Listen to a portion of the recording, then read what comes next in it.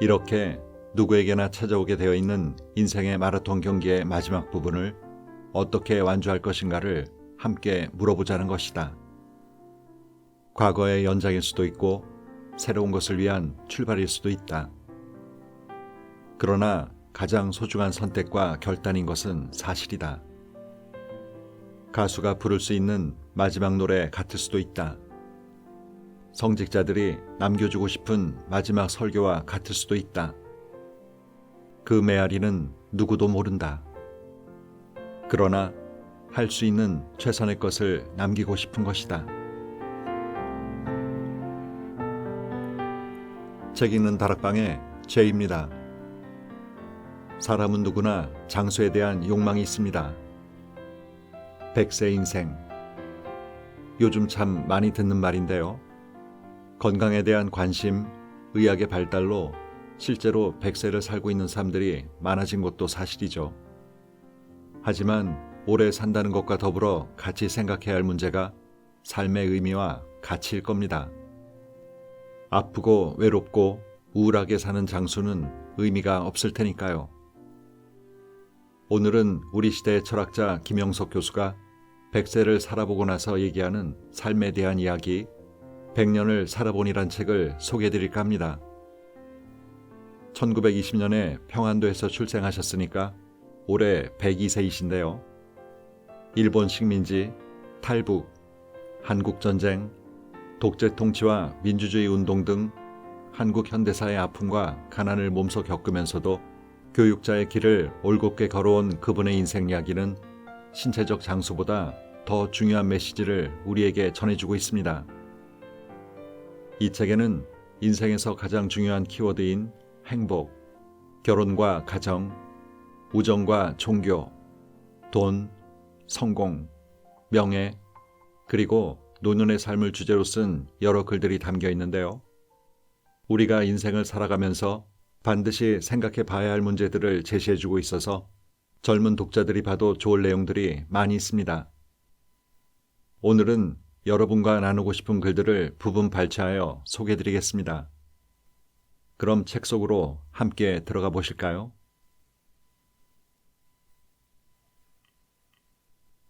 인격 수준과 재산의 관계. 서양에는 신은 인간에게 시련을 주지만 악마는 우리를 유혹한다는 말이 있다. 신은 인간을 사랑하지만 악마는 우리를 패망으로 이끌어가기를 바란다. 돈과 재물은 우리를 유혹한다. 더 많이 가지라고 속삭이며 혼자 가지라고 유혹한다. 그러고는 남의 것까지 빼앗아 가지라고 타이른다. 그런 유혹에 따르는 사람은 돈과 재물을 위해 모든 것을 바친다. 심지어는 자신의 인격과 인생 자체를 희생하기도 한다. 가난한 개인이나 사회에서만 그런 것은 아니다. 재벌의 집안에서도 그렇다. 부한 국가는 가난한 국가의 것까지 빼앗아간다.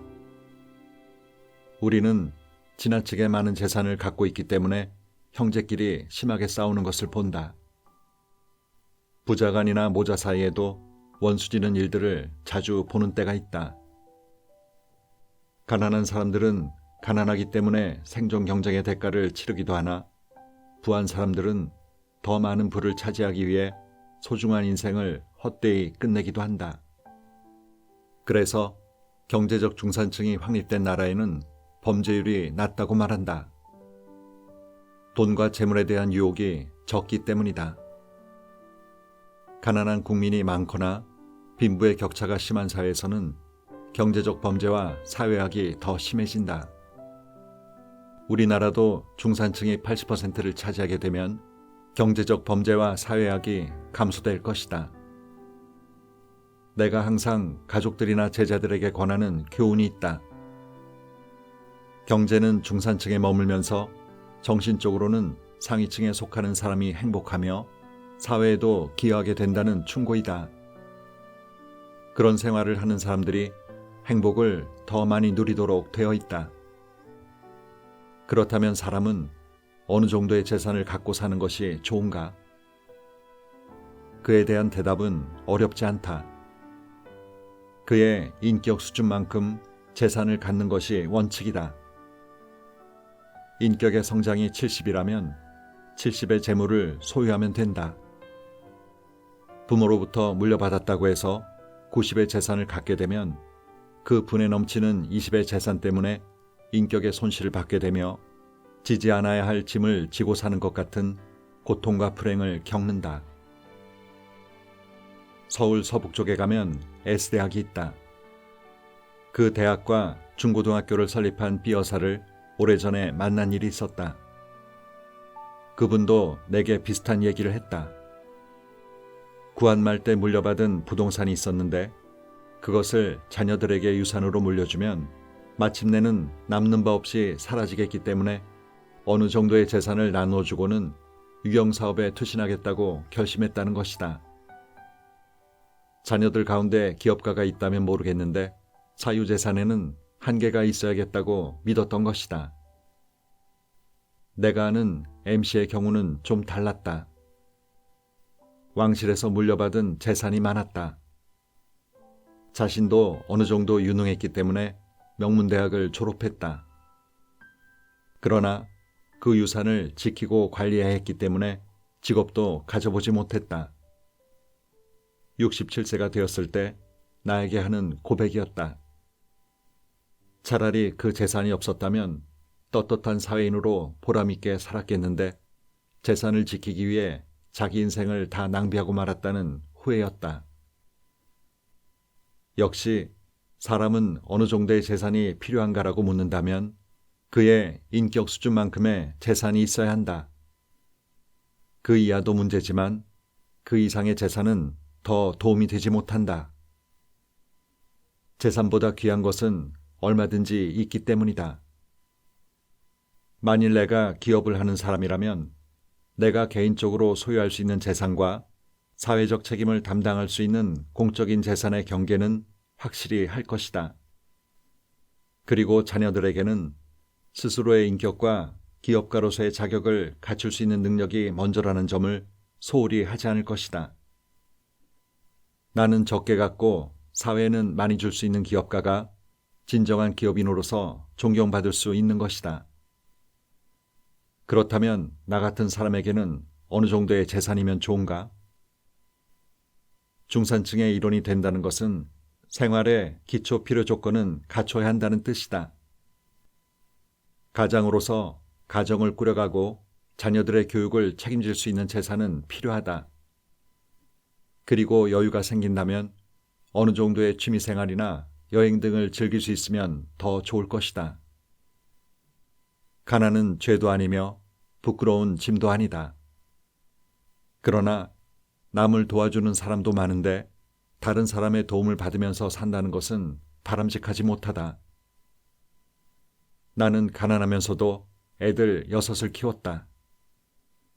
내가 고생하는 것을 본 모친은 사람은 정직하고 열심히 일하면 모두 제먹을 것은 주어지는 법이다 라고 말하곤 했다.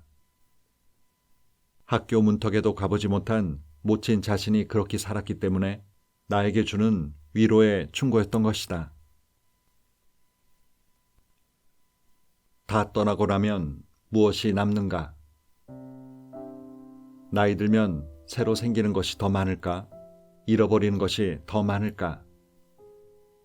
50이 넘으면서부터 신체적으로는 잃는 것이 더 많은 것 같다. 건강에도 이상이 생기기 시작하고 갱년기 증상도 뚜렷해진다. 기억력의 쇠퇴도 어쩔 수 없는 변화다. 이성 간의 욕망과 기대도 약화되는 것이 자연스러워진다. 그대로 남는 것이 있다면 소유에 대한 욕망이다. 명예욕도 그중 하나이다. 다른 사람들이 유명해지는 것을 보면 나도 그렇게 되고 싶어진다. 재물에 대한 소유욕도 있다. 남들이 외제차를 타면 나도 무리해서라도 외제차를 갖고 싶어진다. 권력과 지배욕도 그 하나이다. 내 선배 교수 한 사람이 장관이 된 적이 있다. 며칠 전까지는 그렇지 않았는데 친구나 후배를 대하는 태도가 달라지는 것을 보았다. 아직은 잃어버리는 것보다 찾아갖는 것이 더 많은 것 같다. 그러다가 70대 후반부터 80대가 되면 얻어지는 것은 없고 잃어가는 것이 현저히 많아진다. 그렇게 왕성했던 소유욕까지도 사라진다. 소유해 보니까 별것 아니더라는 생각도 들고 소유해 보겠다는 욕심조차도 약화되고 만다. 현상을 유지해가는 것만으로도 감사해야겠다는 소극적인 자세로 바뀐다. 다 잃어버리거나 모두 떠나버리고 말면 어떻게 하는가? 무엇이 남는가? 나는 행복했습니다. 여러분도 행복하십시오. 그것이 내 인생이었다. 나도 모든 사람이 걷는 인생의 길을 걸었다. 다른 점이 있었다면 무엇을 위해 살았는가 함에 차이가 있었을 것이다. 그리고 어떻게 살았는가 라고 물었을 때 부끄럽지만 내 나름대로의 대답이 있었다. 사랑하기 위해 살았다는. 나도 가난이 어떤 것인지를 체험했다. 나를 대학 공부시킨다고 고향의 어머니께서 어떤 고생을 하셨는지 알았을 때는 눈물을 흘리기도 했다. 6이나 되는 어린 것들을 이끌고 남다른 고생을 했다. 모두가 석사, 박사 과정을 마치도록 뒷바라지를 했다. 탈북과 전쟁의 소용돌이 속에서였다. 남다른 고생이었으나 사랑이 있었기에 누구보다도 행복했다. 지금 생각해보면 부끄러운 후회가 많아도 제자들을 위하고 기대하는 바가 컸었다. 더 위해주지 못한 것이 후회스럽다. 그래도 그 사랑의 열매가 남았기에 고맙고 감사한 마음이다. 탈북을 했고 실향민이 되었다. 경험해보지 못한 사람은 그 고생을 모른다. 그랬기에 다른 사람들보다는 대한민국을 조금은 더 걱정하면서 살아야 했다. 대한민국을 위해서라면 더 큰 짐도 져야 한다고 믿고 있다. 대한민국의 혜택을 너무 많이 받고 살았기 때문이다. 향백의 나이가 된 지금도 누군가가 저기에 진리가 있다고 한다면 따라갈 마음의 준비를 갖추고 있다. 진리를 위해서라면 나의 모든 것을 바치고 싶은 마음이다. 나의 철학과 선배 교수가 하던 말이 잊히지 않는다. 이것이 내가 사모하고 찾던 진리였구나 하는 경지에 도달한다면 진리의 여신의 옷자락을 붙들고 한없이 울고 싶다던. 모든 사람이 그러하듯이 나도 나이 들면서 많은 것을 잃어가고 있다. 90고개를 넘기면서는 나를 위해 남기고 싶은 것은 다 없어진 것 같았다. 오직 남은 것 한 가지가 있다면 더 많은 사람에게 더 큰 사랑을 베풀 수 있었으면 감사하겠다는 마음뿐이다. 그 마음밖에는 남을 것이 없을 것 같다. 요한 바오로 2세가 나는 행복했습니다. 여러분도 행복하십시오. 라는 말을 남기고 눈을 감았다는 사실을 전해 들었다. 남는 것은 사랑이 있는 고생뿐인 것 같다. 죽을 때까지 그 마음을 간직할 수만 있다면 그는 모든 것을 잃어도 그보다 몇 배나 소중한 것을 찾아 지니게 될 것 같다. 그렇게 살 수만 있다면. 세상에서 가장 허무한 고독. 인류 역사가 시작되고 수천 년 동안 우리의 삶의 단위는 가정이었다. 그렇다면 가정은 어떻게 이루어지며 어떤 가정이 행복의 터전이 되고 있는가? 그리스 신화에는 이런 이야기가 있다.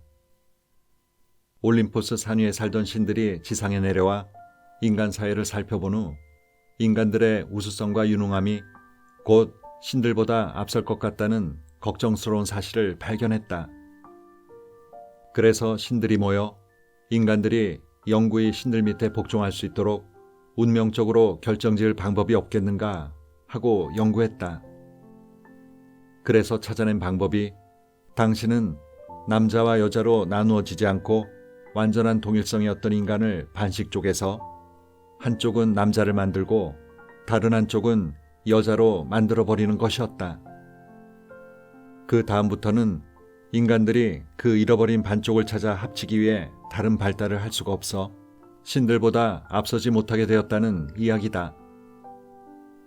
재미있는 신화이긴 하나 그 속에서 우리는 잠재해 있는 인간적 본성의 두 가지 의미를 느낄 수 있을 것 같다.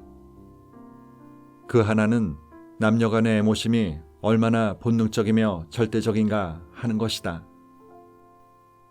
반으로 나누어지기 전의 인간은 나름대로의 삶의 가치와 목적이 있었을 것이다. 따라서 뒤따르는 문제는 짝을 찾은 뒤에는 무엇을 할 것인가 하는 문제이다. 다시 말하면 남녀가 사랑하고 결혼을 해 가정을 갖게 되면 그 가정적 의무와 책임은 무엇인가 하는 과제이다. 자녀들을 키워보지 못한 사람들은 그 사랑의 짐을 져본 일이 없기 때문에 그 사랑의 고귀함을 모른다. 그래서 사랑이 있는 눈물의 값이 귀한 것이다. 나는 자신과 부부의 즐거움을 위해 자녀를 낳아 키우는 것을 거부한다면 그들은 가정이 무엇인가를 완전히 체험하지 못하는 인생을 산다고 생각한다. 실현을 해도 사랑을 해보는 것이 귀하다. 인간적 성장이 더 귀하기 때문이다. 자녀들을 위한 부모의 희생만큼 고귀한 사랑은 없다. 그러면 그 아들, 딸들이 왜 그렇게 소중한가? 내가 베풀어준 사랑으로 이웃과 사회에 봉사할 수 있기 때문이다. 내 아들, 딸들이 성공했다거나 사회적으로 존경을 받으면 부모는 행복과 보람을 느낀다. 누구누구의 아버지, 그 아들, 딸들의 어머니로서 받는 존경심은 인생에서 가장 큰 감사와 행복의 조건이 된다. 사랑의 나무에는 많은 열매를 맺어야 한다. 그 열매가 자녀들이다. 그리고 그 열매는 이웃과 사회를 위해 베푸는 사랑과 봉사다. 나는 이런 인간애를 모르는 인생은 고귀한 삶이었다고는 생각지 않는다. 늙어서도 애욕이 사랑의 전부라고 생각하는 사람들이 있다. 진정한 애정을 느끼지 못한 부부는 사랑을 모르는 빈 그릇과 같은 시간을 보냈다고 느껴지기도 한다. 젊었을 때 독일의 철학자 쇼펜하우의 책을 읽었다. 그는 철학적인 뜻이 있어 결혼을 거부했다. 그런데 솔직히 고백하고 있다. 세상에서 가장 허무한 고독을 느끼는 사람은 자녀들이 없이 인생을 마감하는 사람이라고. 쇼펜하우의 철학을 계승한 니체는 독일은 물론 세계에서도 많은 독자를 지닌 철학자였고 시인이었다. 그는 정신병을 오랫동안 앓았고 가장 쓸쓸한 말년을 보냈다. 그를 사랑했던 여동생의 기록에 따르면 오빠가 정신병자로 지내면서 서산에 지는 애를 물끄러미 바라다보는 모습을 보면서 눈물을 흘리곤 했다고 한다. 고독한 천재가 지는 태양을 보고 있었던 것이다. 지금 생각해보면 두 철학자는 모든 사람이 누리는 평범하고도 따뜻한 사랑을 체험하지 못했던 것 같다. 열심히 싸우는 부부는 이혼하지 않는다. 대부분의 부부는 나이 들수록 부부싸움을 많이 한다. 어떤 부부는 아침부터 저녁까지 싸우는 것이 일과가 된다. 그런 싸움도 사랑의 표현 방법인 것 같다. 70 중반쯤 되면 자녀들 앞에서도 승부를 가리곤 한다. 한 가정에서 있었던 이야기다. 자녀들이 상의를 했다. 어머니가 팔순이 되는데 부모님을 모시고 잔치를 겸해 온 가족이 온천에 가기로 했다. 2박 3일의 여정이었다. 자녀들이 모여서 큰 절도 드리고 다 함께 내일 아침에 어디 온천으로 갈 테니까 부모님도 준비를 하시라고 부탁했다. 어머니가 큰딸에게 너희 아버지가 가고 싶으면서도 나와는 같이 안 간다고 할지 모르니까 잘 꼬여서 화내지 않게 하라고 부탁했다. 큰딸이 아버지에게 내일 아침 7시에 떠나니까 준비하시라고 말했다. 아버지는 나는 너희 엄마하고는 같이 안 간다고 선언했다. 아버지, 언제 또 기회가 있겠어요. 엄마 생신인데 모르는 체하고 따라오세요. 라고 했더니 난 절대로 안 간다고 너희 엄마에게 얘기해두었다. 너희끼리 다녀오너라. 라고 재확인하는 것이었다. 큰딸이 어머니에게 엄마가 잘 타일러 보세요. 엄마가 잘못했다고 용서를 구해보세요. 라고 했더니 내가 왜 용서를 구해? 안 가면 자기 손해지. 라면서도 큰아들 보고 다시 얘기해보라고 했다. 큰아들 얘기로는 아버지는 몸도 불편해 안 가신다는 것이었다. 할 수 없이 딸들이 이틀 동안 먹을 밑반찬을 냉장고에 넣어놓고 아버지, 밑반찬을 준비해뒀으니까 좀 불편하시더라도 참으세요. 이 다음에 아버지 생신 때는 엄마도 모시고 갈게요. 라고 했더니 내 생일 때도 엄마랑은 절대로 같이 가지 않는다. 라고 단언하는 것이었다. 어머니에게 얘기했더니 모친도 잘 됐다. 나도 내 생일이니까 참지. 너희 아버지 생일에는 어디도 안 간다. 하고 응수하는 것이었다. 다음 날 아침이 되었다. 떠날 준비를 다 갖추고 큰딸이 아버지, 그럼 저희들은 떠났다가 이틀 후에 올게요. 라면서 방문을 열었더니 아버지가 양복으로 갈아입고 넥타이까지 메고 앉아 있었다. 아버지도 가실래요? 했더니 차가 몇 대가 가냐? 라고 물었다. 2대라고 대답했더니 너희 엄마와 딴 차로 가면 내가 가주겠다. 라며 나섰다. 가족들이 모두 웃었다. 먼저 앞차에 앉아있던 어머니가 괜히 허세 부려보는 게지. 그럴 줄 알았다면 내가 먼저 오지 말라고 큰소리 칠 걸 그랬다. 하면서도 안심이 되는 눈치였다. 알고 보니 아버지가 막내딸에게 작은 오빠도 차를 가지고 왔느냐고 슬그머니 묻더라는 것이다. 따라갈 차면을 세우기 위해 준비하고 있었던 것이다. 아들, 딸들은 우리 아버지와 어머니는 싸우는 재미로 사는데 한 분이 먼저 가시면 무슨 낙으로 사실지 모르겠다는 걱정이었다. 싸움이 끝나면 인생도 끝나는 것인지 모르겠다는 얘기다. 이렇게 열심히 싸우는 부부는 이혼은 하지 않는다. 싸움도 하나의 사랑의 방법인 것이다. 이혼은 사랑도 끝나고 사랑의 싸움도 끝났을 때의 선택이다. 죽음에도 의미가 있는가? 가장 지혜롭다고 자부하던 스토아 철학자들은 죽음은 자연스러운 생명계의 현상이기 때문에 이성의 지혜를 빌려 자연의 섭리로 돌리라고 가르친다. 나무가 자라 꽃을 피우면서 즐기고 열매를 익혀가면서 행복을 누리다가 완숙기인 가을이 되면 충분히 익은 열매는 떨어져 간다. 그래서 또 다른 생명체들과 인간에게 생명의 가능성을 제공한다. 인간의 일생도 그렇다. 연륜이 차면 옆에 남아있는 다른 열매들에게 내 때는 찼으니까 먼저 갑니다. 남은 시간을 즐기다가 오세요. 라면서 떨어져 가면 되는 것이다. 인간은 생명에 대한 지나친 욕심 때문에 죽음에 대한 공포와 불안을 느끼며 절망에 빠져 불행과 고통을 스스로 만들어간다. 자연의 섭리는 선하고 아름다운 것이다. 그렇다면 우리는 신체적 기능이 끝나는 죽음에 대해 좀 더 이성적이고 운명적인 해석을 내려도 좋을 것 같다. 문제는 그 죽음을 전제로 하는 삶의 가치와 의미가 무엇인가를 살피는 것이 다른 생명체들과의 차이인 것이다. 동물들은 동일한 절차를 밟아 죽음의 과정을 밟는다. 그리고 그 죽음은 의미를 남기지 않는다. 그러나 인간은 죽음을 예측할 수 있어 지금부터 죽을 때까지의 삶에 대한 선택과 결단의 책임을 지게 된다.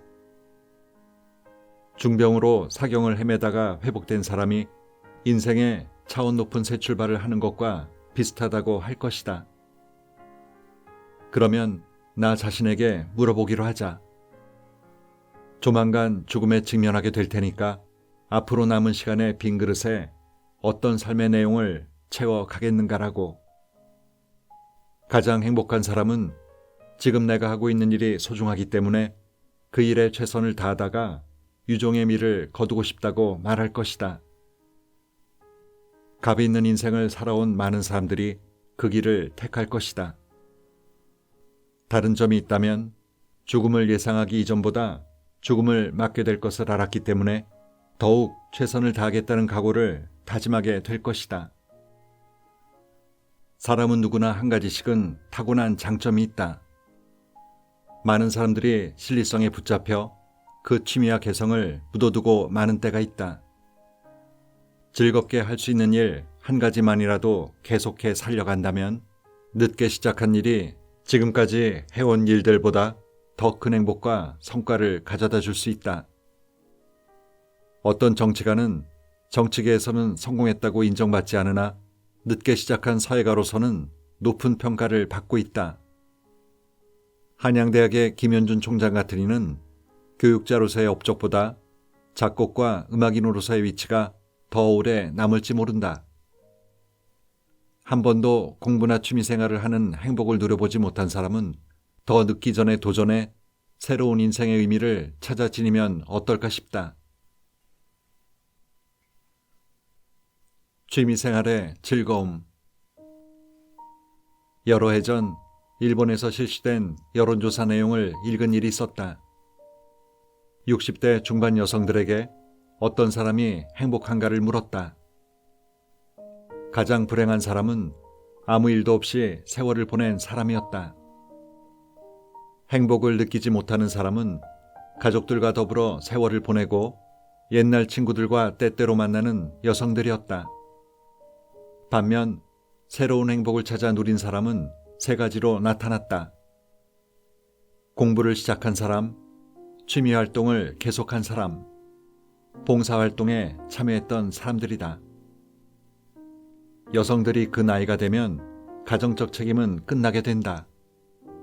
시간에 여유도 생긴다. 앞으로 주어지는 세월을 아무 준비도 없이 지내면 결국은 공허한 삶을 살 수도 있다. 그러나 세 가지 중에 하나라도 계속한 사람은 보람과 행복을 누렸고 자녀들로부터는 존경을, 이웃과 더불어는 즐거움을, 사회적으로는 고마움을 받으면서 살았다는 것이다. 아무 일도 없이 노년기를 보내는 사람은 불행하다.